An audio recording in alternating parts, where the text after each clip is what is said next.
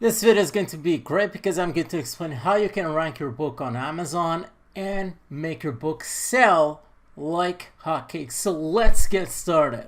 Howdy ladies and girls. This is going to be an awesome video. I'm going to explain how you can rank your book on Amazon and get even more sales. This video is for you if you are struggling with that.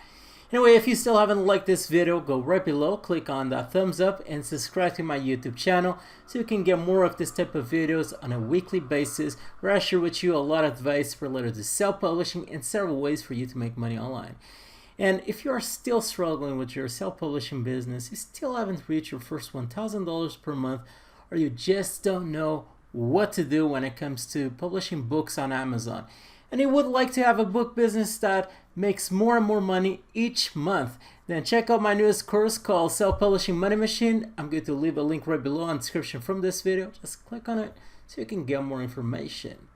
So let's get this ball rolling. What it takes for your book to rank on Amazon. Okay, now Amazon has an algorithm. This is basically a formula which helps their platform or their system define which book will rank better compared to another.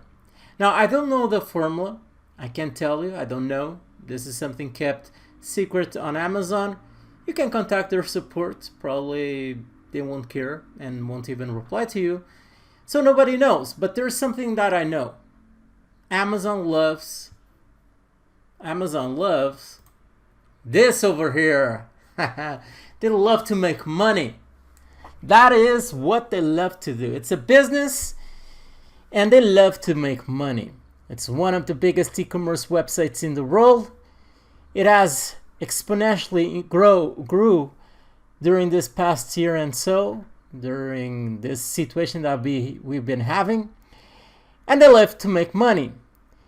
And the way that they rank a book or any product in their platform better compared to another is based on the sales. So if your book gets more sales than your competitors, then your book will rank better in their platform. That is the way that it works.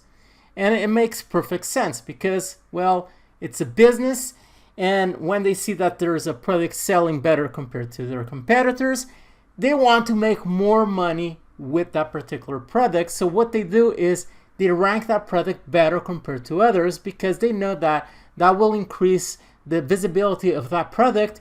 More people will be able to more easily find that product in their platform, and by doing that they can see it and purchase it. So that is the main idea over here. So what you want to do when it comes to your books, okay? How to make your book sell like hotcakes. It is really everything. You got to consider everything when it comes to your book. Everything should be set in a way that will help your book sell on Amazon. Okay? And this includes having an amazing book cover design. You shouldn't get lazy with this part because your book cover design is one of the most important aspects when it comes to selling your book. Most people, just based on a cover alone, they decide whether or not they want to purchase your book. If it has a crappy cover, and I see this often with a lot of publishers and their books, they really don't pay much attention when it comes to this. Yes, you can go to Fiverr to get your covers. Yes, you don't need to pay much money to get an awesome cover, but you shouldn't just slap any cover that you get from a Fiverr gig, because sometimes a lot of those gigs that you can get from Fiverr where you just pay $5, a lot of the covers sometimes aren't that exactly good, but you can't expect much when you just start paying $5. So you kind of need to be picky when it comes to choosing the right covers for your book. Yes, there's all sorts of gigs over there, and some people provide a better service than others, and sometimes I just prefer to pay like $15, $20 just to get a better cover on Fiverr. Normally those people just provide a better service, but don't get lazy with your book cover. That is one of the main selling points of your book. A great cover sells your book. That is without a shadow of a doubt. Subtitle that makes people want to eat your book. Okay, you gotta have a subtitle that when people look at your subtitle, they kind of get curious. It can also solve, or it can identify the solution that they will get once they get your book, okay? Because this is nonfiction, and people want to get a book that will solve whatever issues that they have, or that it will teach whatever they want to learn.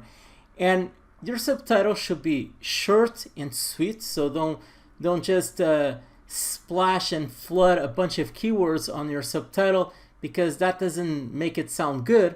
It should be short and sweet, and it should either be something that makes people curious about it, but what exactly is the content of your book, or it should be something that kind of just quickly explains what is the issue that your book solves. And in a way, it should trigger your customers' emotions, because people buy through their emotions and not through logic. Okay, logic helps, but initially most people just buy based on their emotions. Something sounds great, it triggers their emotions, and they want to get it. Third, getting book reviews. There's nothing more important than this part. Well, all parts are important, but this part is extremely important, getting book reviews. I mean, if you publish a book and your book doesn't get any kind of reviews, people simply won't purchase your book.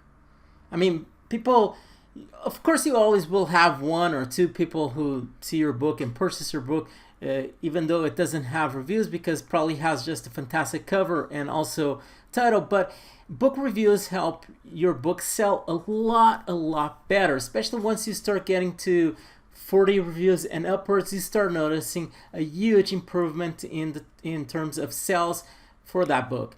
And you really need to have a strategy set in place to get reviews for your book, which is something I explained throughout Self-Publishing Money Machine, which is my course, and you should check it if you still haven't checked it. Once again, you got a link right below. Fourth, enticing description.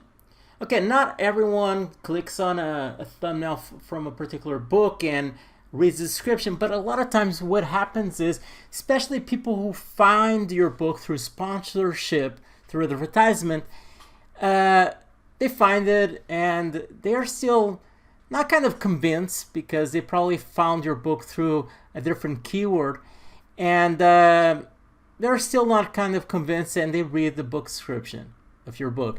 And you need to have a description that is not exactly just a short review of your book, because that doesn't sell. Just a short review, just explaining what is the content of your book. Once again, the description of your book should sound like a sales page. It should trigger your customers' emotions. It should explain what it should have, at least 5 bulletin points, just providing some ideas of the things that people will get once they purchase your book. But at the same time, those bulletin points should leave people curious about what is the content of your book. So it shouldn't be a review. It shouldn't provide point by point what is in the content, what is the content of your book. Instead, it should make people curious about, like, find 5 secrets that will help you cure your headache forever. I mean, 5 secrets, and people are wondering, what are those 5 secrets? It's not something that people can just type into Google and just find an answer. They need to purchase your book to discover those 5 secrets. The fifth one, and this is kind of long-term, okay, but it really helps your book sell better long-term, is provide high-quality content. I cannot stress this enough. Providing high-quality content is extremely important if you want to keep selling your book long-term. Yes, you can do all of the rest right, but and will help your book sell tremendously well initially, but it gets to a point if you don't have high quality content. And what exactly is high quality content? Because a lot of people talk about this, but it don't exactly explain. High quality content is the content that solves the problems that your customers have. That is high quality content. It should help your customers solve whatever is the problems that they have. It shouldn't be something that people can just easily find all over the net, or otherwise they would go to a website instead of purchasing your book. So this is something that you need to do customer research. You need to see what are the problems that your specific niche has and how you can provide the solutions to the problems that your customers have. Now, you want to have high quality content, because if you have bad quality content, I mean just content that is sometimes even with misspelling, depending on the ghostwriter company that you use. I use the Urban Writers. I suggest you to check out that ghostwriter company. Anyway, you don't want to have content that has misspelling or content that is too generic that people can just easily find all over the net, because that I would consider bad quality content. And what happens is eventually we'll start getting customers just mad at you and leaving negative reviews on your book, which is something that you always want to avoid, because once you get a few negative reviews, it's kind of game over. I mean, people just eventually just stop purchasing your book. Okay, so this is something that you want to avoid. And the other thing I want to talk about is, yes, I spoke about all of those 5 points, but this is something that a lot of people don't have, and is a launch process. Okay, you should have a launch process or a launch plan or whatever you want to call it.